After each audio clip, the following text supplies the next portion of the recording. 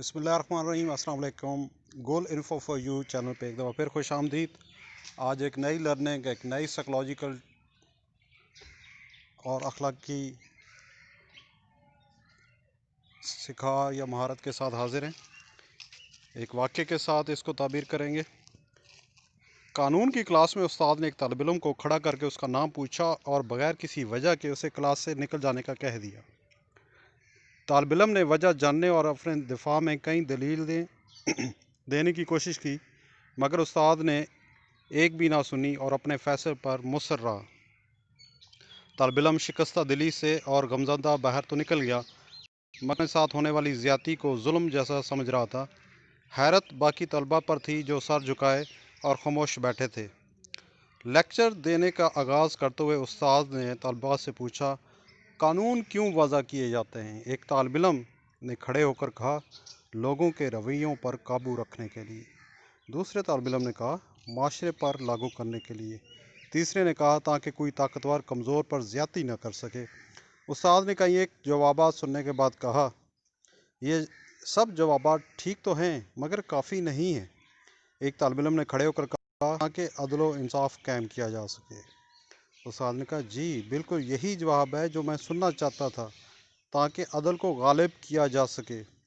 استاد نے پھر پوچھا، لیکن عدل اور انصاف کا کیا فائدہ ہوتا ہے؟ ایک طالب علم نے جواب دیا، تاکہ لوگوں کو حقوق کی حفاظت کی جا سکے اور کوئی کسی پر ظلم نہ کر سکے۔ اس بار استاد نے ایک توقف کے بعد کہا، اچھا مجھ سے ڈرے بغیر اور بلا جھجک میری ایک بات کا جواب دو، کیا میں نے تمہارے ساتھی طالب علم کو کلاس روم سے نکال کر کوئی ظلم یا زیادتی کی ہے؟ سارے طلبہ نے بجک زبان جواب دیا، جی سر، آپ نے زیادتی کی ہے۔ اس بار استاد نے غصے سے اونچا بولتے ہوئے کہا، ٹھیک ہے کہ ظلم ہوا ہے، پھر تم سب خاموش کیوں بیٹھے رہے؟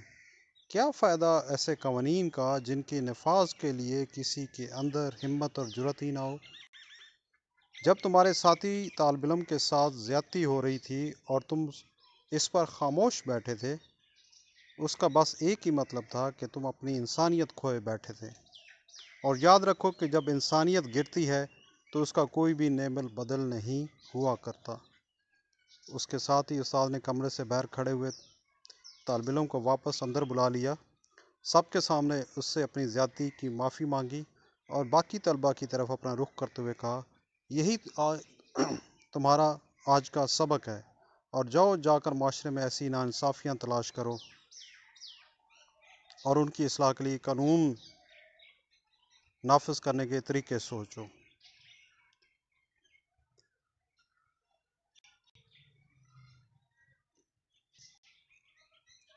بہت شکریہ۔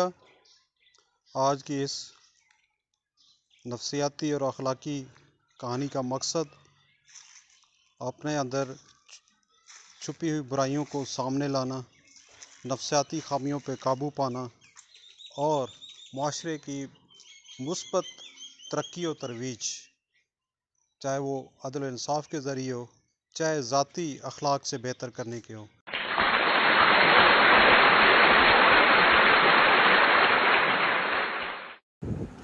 Thank you for watching.